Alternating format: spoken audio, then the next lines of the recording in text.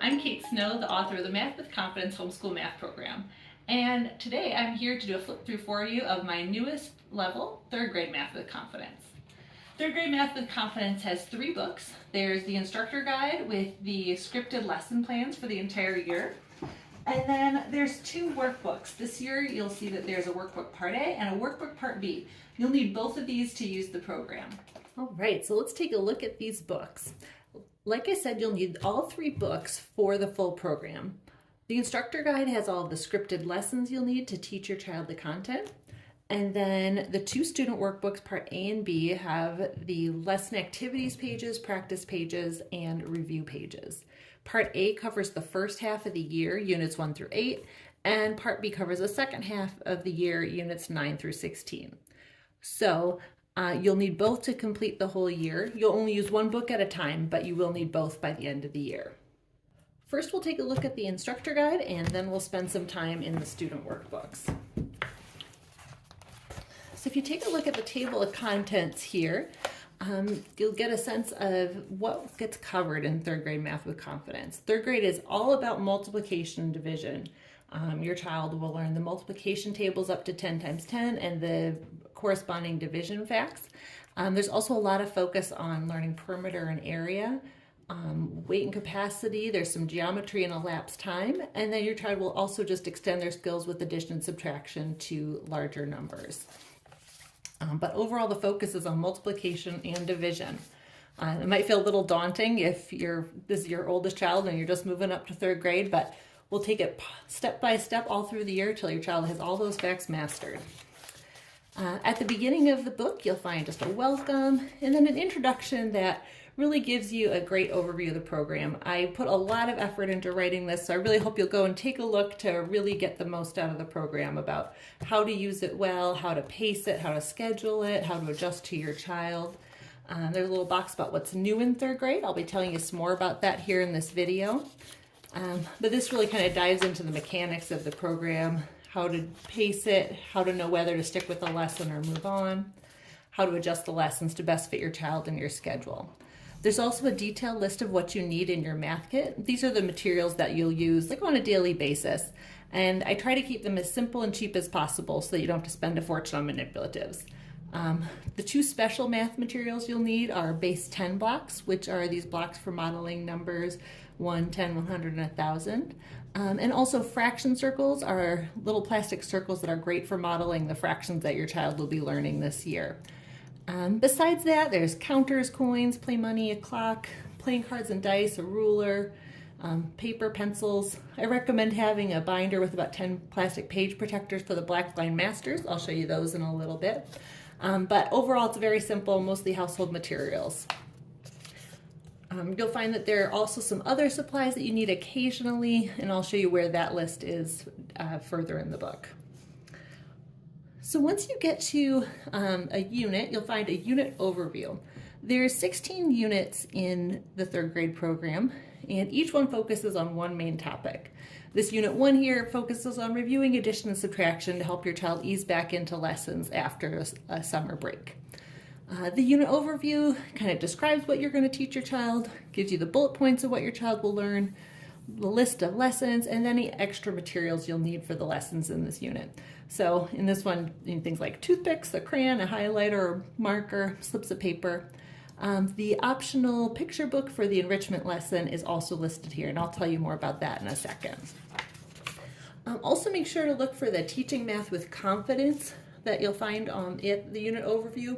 It helps you grow as a math teacher while you're teaching your child. It helps, I provide kind of what I've learned from teaching, a preview of important math content, things like that. So third grade is a lot about solving word problems. This first one is all about tips for helping your child understand and solve word problems. Then after the unit overview, you get to the actual lessons. Each lesson follows a very predictable format so that you don't have any surprises each day. There is a warm-up, there are lesson activities, and then there's independent practice and review for your child to do on their own. One change from the earlier levels of Math with Confidence is that you'll now use the student workbook to help teach the lessons. So instead of needing to use lots of number cards or write out equations on a piece of paper, you will use a page from your student's workbook to help you teach the lessons. So for example, here in the very first lesson, the warm-up doesn't have a letter. That means you just do that orally. In this case, it's introducing the workbooks. And then when you get to an activity with a letter, you find the matching letter on that page in the student workbook. So here you're introducing rounding, and you use this picture and then the dialogue right here to just talk through it and talk through these pictures with your child.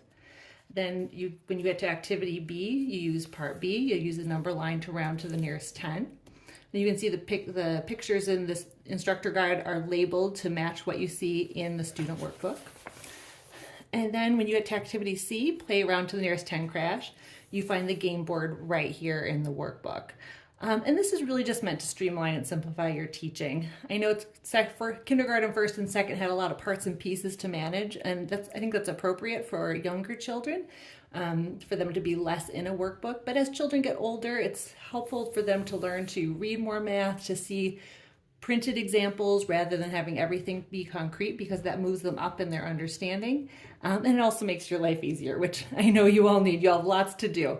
So that's why this move to a lesson activities page, but all of the scripting, all of the lessons, all of the notes are here in the instructor guide for you. Then once you get to the end of the lesson, there's independent practice and review. And that means that then your child is to complete 2 pages independently. So in this lesson, here are these 2 pages. So lesson 1.1 practice, lesson 1.1 review, and then this is what your child goes and does on their own.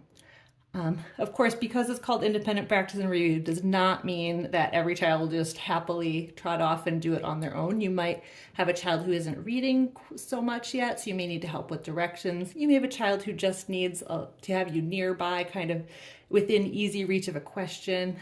So you might have a child who needs you to scribe for them. It's fine to adjust the level of independence to your child, but this is meant to eventually, by the end of the year, be something your child can do independently. So that's the overall structure of each lesson. I'll just kind of quickly page through the instructor guide, the rest of the unit, so I can show you what happens at the end of the unit.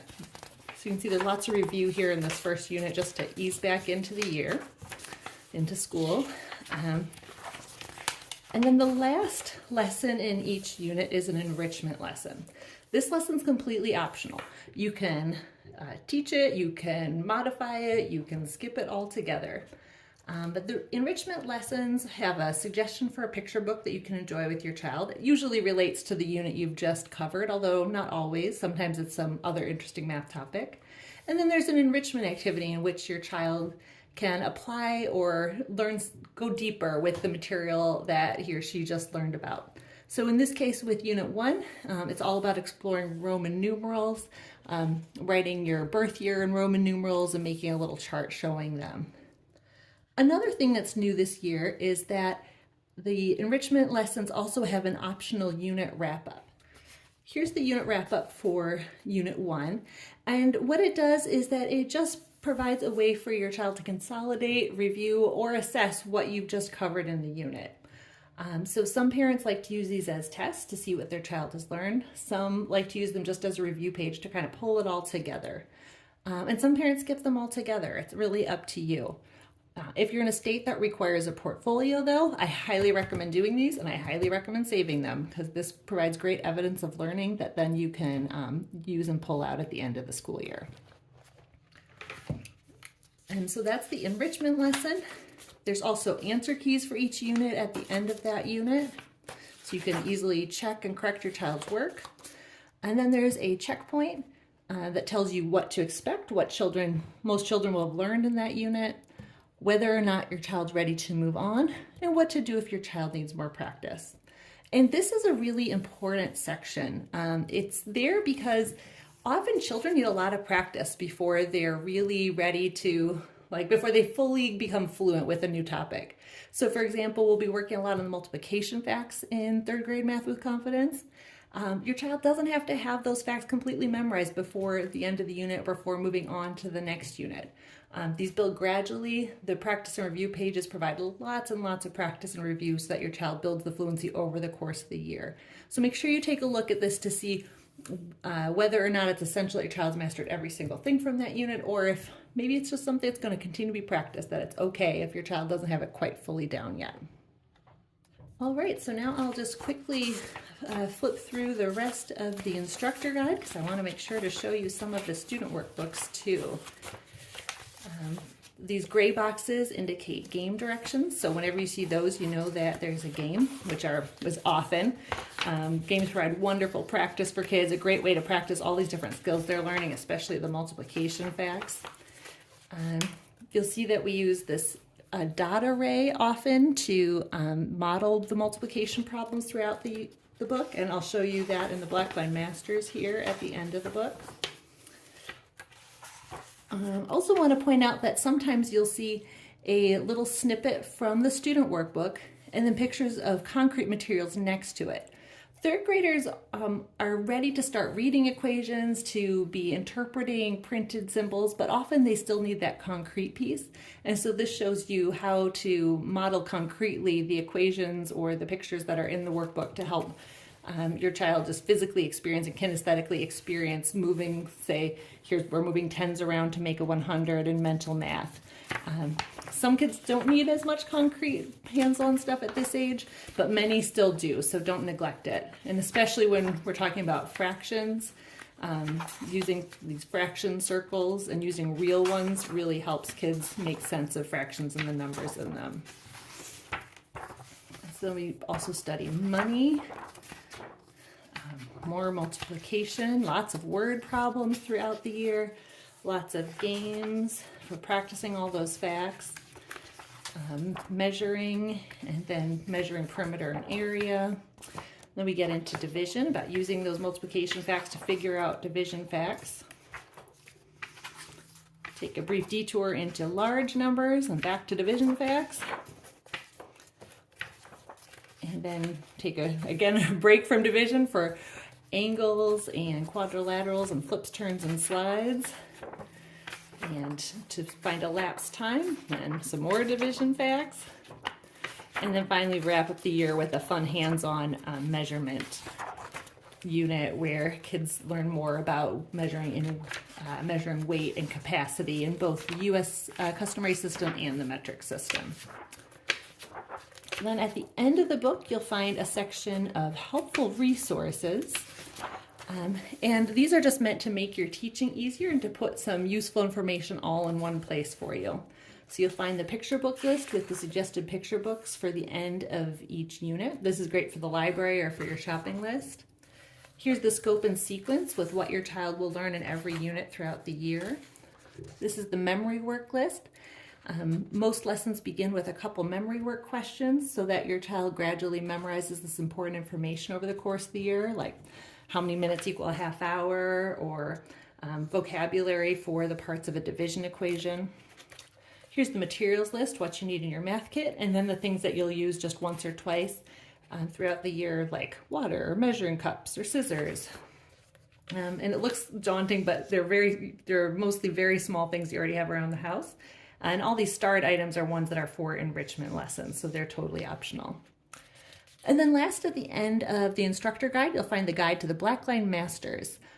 All of these are available to print out at this URL. And I know a lot of you don't like to cut up your books or have to photocopy them out of the back, and so that's a great place to download them there.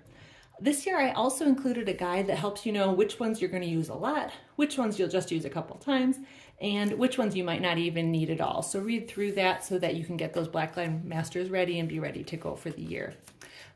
If you use kindergarten first or second, you'll notice a lot fewer Blackline Masters here in third grade Math with Confidence, and that is thanks to having the student workbook. I was able to streamline a lot of that so you have just less to keep track of as your kids move up through the years. So here's those Blackline Masters. This is a visual version of the memory work. This is great to post in your math area or keep with your math materials. Some help on reading word problems, place value chart for those large numbers, a little refresher on the addition and subtraction algorithms. This is that dot array that you'll use throughout the year to model multiplication and help your child learn efficient strategies for figuring out the multiplication facts. Here's a summary of the strategies your child will learn. Like I said, it's a lot of multiplication this year. Fraction circles in case you aren't able to buy them, paper ruler, and then some cards and some other things that you'll use in the geometry unit, as well as some optional ones in case you don't have some of these materials. So that is the instructor guide, and now we'll take a look at the student workbooks. So here's Student Workbook A. This covers units 1 through 8, or the first half of the year, and it's these units here. Like I already showed you, each lesson has 3 pages. The lesson activities page has these 2 heads on it to emphasize that this is a page that you do with your child. It doesn't make much sense if it stands on its own. You can see that there's no directions on this page. There's very little text. It's really meant for you to use with the instructor guide to teach the content to your child. But then the practice and review pages, you see they have 1 head to show that this is something to do independently.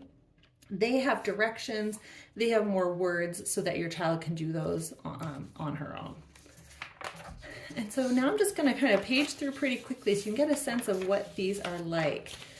We start with all this addition and subtraction review, some favorite games from 2nd grade math with confidence if you used it. Then a unit wrap up at the end of each unit. In unit 2, we get into multiplication, defining multiplication, and then starting to work on some of the basic properties of multiplication, and like multiplying by 1 or 0, and starting to learn the facts, the times 2, times 5, and times 10 facts. I like for kids to get those down first because then they can use them as stepping stones to the harder facts. Then in chapter 3, we do a review of mental math techniques of addition and subtraction to really make sure that number sense stays strong as kids turn their attention to multiplication, so they can use their addition and subtraction number sense to help figure out answers for multiplication division. And then after we do this review, we will do more word problems, especially focusing on multi-step word problems in 3rd grade. You'll find lessons specifically focused on word problems, but then also word problems woven throughout the practice and review pages. Here in Unit 4, we get into the 3 and 4 facts. So the times 3 and times 4 and learning those, as well as some mental multiplication techniques, like multiplying by 2, and introduce the concept of the multiplication chart and to start to find answers on it. Unit 5 focuses on the numbers to 1,000, and going a little bit deeper with the skills that children learned in 2nd grade with mental math, rounding, some building that number sense still, and then also building estimation skills for 3-digit addition and subtraction and reviewing those. This also includes using place value to start to do some mental multiplication of things like 30 times 10 or 8 times 20. And so putting together place value skills and multiplication. Unit 6 is all about fractions. This is about understanding the numerator and the denominator. We go to the fraction diner, which is something the pilot testers just loved, is figuring out the toppings on the pancakes and waffles. And then your child will learn how to add and subtract fractions with the same denominator, and introduce some very basic equivalent fractions, really setting the foundation for more complex fraction work in 4th and 5th grade. Do some fraction comparing, really reasoning about that numerator and denominator and understanding what they mean. Unit 7 is all about money. Often this is kids' favorite topic in math, and money problems are woven throughout the year, but this especially focuses on equivalencies between dollars and cents, on adding and subtracting and making change both mentally and then also in writing.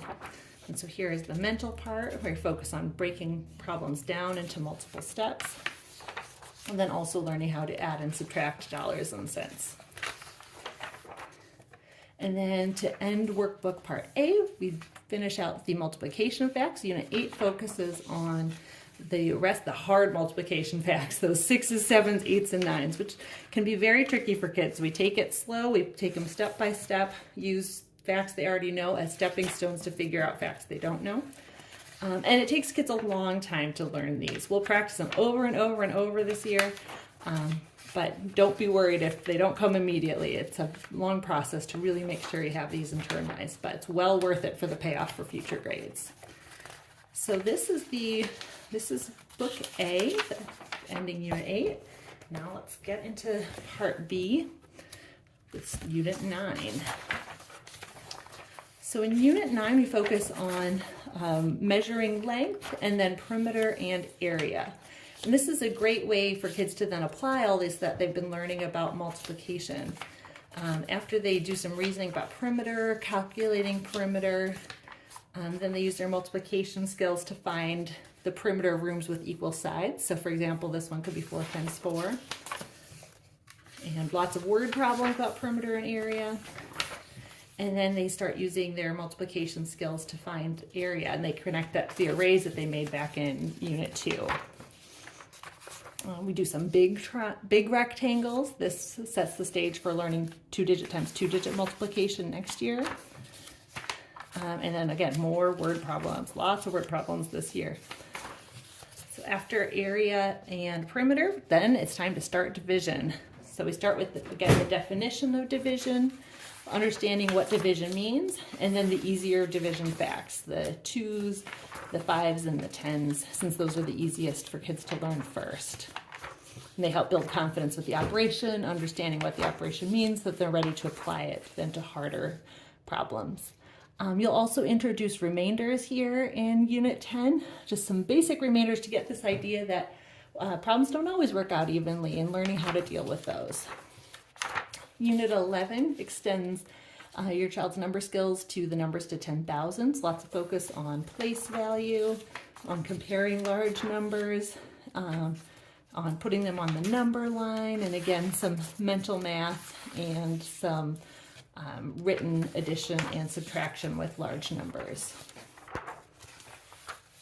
In Unit 12, we're back to division, working on the divide by 3 and divide by 4 facts, as well as some of the properties of division.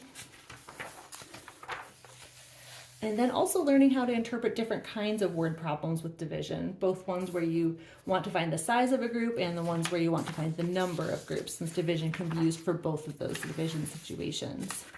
Also, we'll introduce the division bracket at this point, and even begin to do some very beginning long division. Long division is such a tricky topic that I split it over 3rd grade and 4th grade to help your child learn the basic steps here in 3rd grade, and then your child will take it much further in 4th grade. And then there's also some important work on interpreting remainders, understanding what remainders mean when you see them in a word problem. Unit 13 then is on geometry, focusing on angles and quadrilaterals, and using right angles to make this, to understand shapes and describe shapes. And then some really fun spatial skills building lessons with pentominoes, with slides, flips, and turns. And then with 3D shapes, you'll find Blackline Masters to actually create all of these out of paper so your child can really see their faces, edges, and vertices. Unit 14 focuses on elapsed time. Your child has already learned how to tell time, so this year we'll focus on finding elapsed time, time forward, time backward, how much time passes between 2 times, with lots of real life activities like making a day camp schedule, pretending you stayed up until you want to stay up till midnight to see how much longer it is till midnight, or staying after midnight, up after midnight to see how long you stayed up after midnight. Animal shelter volunteer log. A lot of pilot test kids really enjoyed this for how practical these lessons were. Unit 15 is one more time through division. These are the 7, 8, and 9 facts.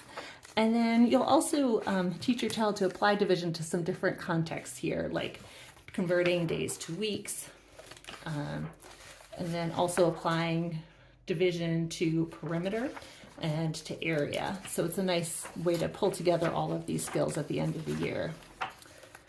And then finally, the last unit is Unit 16 on weight and capacity, both with U.S. customary units and metric. If you don't use the U.S. system, you can skip those lessons, but I think it's good for kids to be familiar with both, and both kinds of units do appear throughout the program, so it is helpful for your child to be familiar with all of those.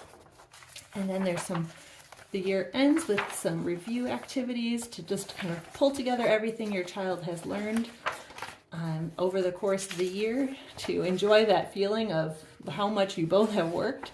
And then there is a certificate at the end of the book to congratulate your child for successfully completing third grade math with confidence.